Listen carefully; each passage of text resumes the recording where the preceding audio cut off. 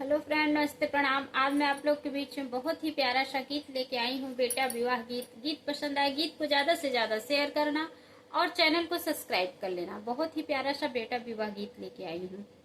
मालिन फूलवरिया में फूलाई फूलवायर लहर लहर कर ई डारी रे ललन वायर लहर लहर कर ई डारी रे ललनवा।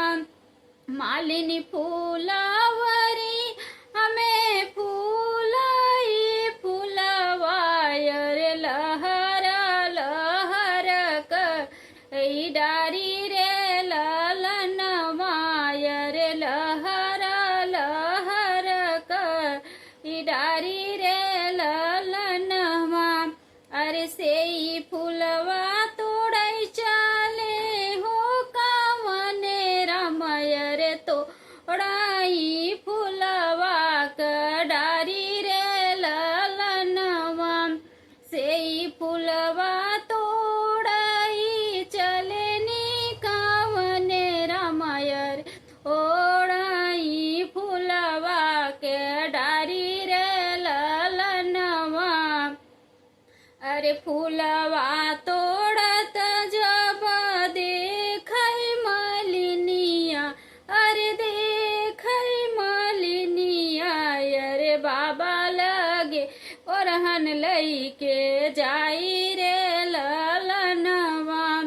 फूलवा तोड़त जब देखै मलिनिया, अरे बाबा लगे ओरहन लईके जाई रे ललनवा। रे लगे ओरहन लईके जाई रे ललनवा। अरे बजरौ बरजेउ बाबा अपन दुलेरुआ, अरे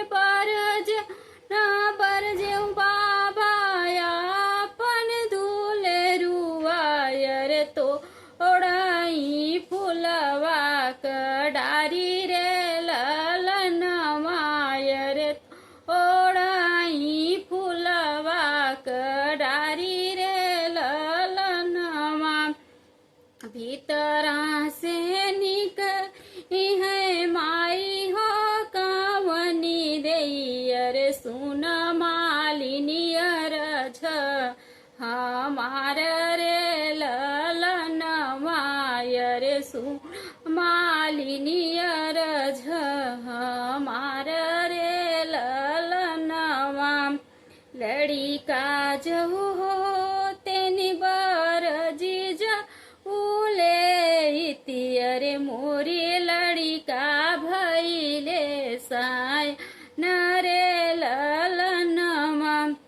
लड़ी का जऊ होते बर जऊले इति, अरे मोरे लड़ी का भइले यान रे ललनवा। अरे मोर लड़ी का भइले यान रे ललनवा।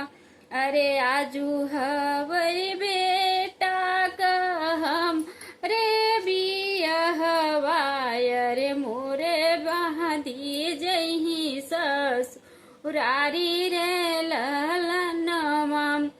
आजू जे हवई मोरे बेटा का बियहवा, अरे मोरा बांधी जही ससुरारी रे ललनवा।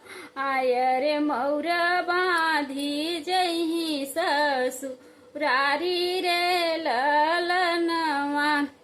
बहुत बहुत धन्यवाद। गीत पसंद आए तो गीत को ज्यादा से ज्यादा शेयर करना और चैनल को सब्सक्राइब कर लेना और एक प्यारा छोटा सा कमेंट जरूर करना।